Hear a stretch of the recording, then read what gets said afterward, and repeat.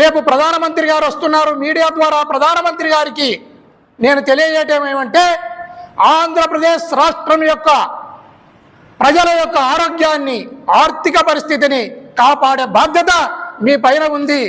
నేను వైఎస్ఆర్ కాంగ్రెస్ పార్టీ అధికార ప్రతినిధిగా, నేను ఒక వైఎస్ఆర్ కాంగ్రెస్ పార్టీ కార్యకర్తగా నేను డిమాండ్ చేస్తున్నాను, నేను వేడుకుంటున్నాను. ఆంధ్రప్రదేశ్ ప్రజల యొక్క ఆరోగ్యాన్ని, ఆర్థిక పరిస్థితిని కాపాడే బాధ్యత మీ పైన ఉంది.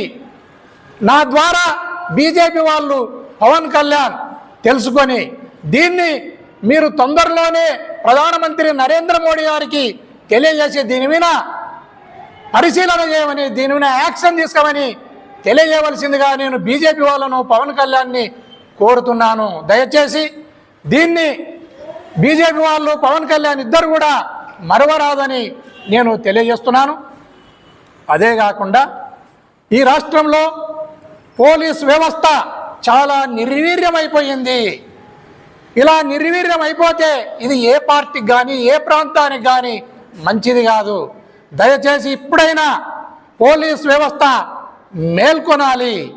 చట్ట ప్రకారం తమ ఉద్యోగాన్ని తాము చేస్తూ, చట్టాన్ని పరిరక్షిస్తూ, నేరస్తులను, నేరాలను అరికడుతూ, మంచి వాళ్ళను రక్షిస్తూ, మంచి ప్రజలకు భద్రతను కల్పిస్తూ ముందుకు వెళ్ళాలని పోలీసు వ్యవస్థను కూడా నేను కోరుకుంటున్నాను. అదేవిధంగా ఇప్పటికే ఈ రాష్ట్రంలో 5-6 వేల కోట్ల దోపిడీ ఈ మద్యం ద్వారా జరిగింది.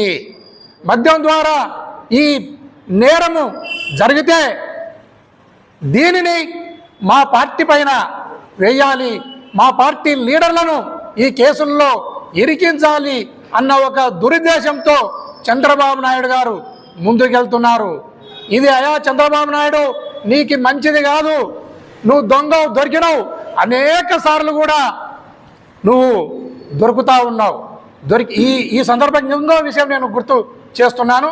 ఈ మధ్యలో మన జోగి రమేష్ గారు ప్రెస్ మీట్ పెట్టి ప్రెస్సులో వెంకటేశ్వర స్వామి మీద ప్రమాణం చేయి, లేకుంటే లైట్ డిటెక్టర్కి దగ్గరికి ఇద్దరం పోదాం టెస్టుకు అనే మాటను మాట్లాడినావు. రమేష్, ఇక్కడ నువ్వు పొరపాటు చేస్తున్నావు.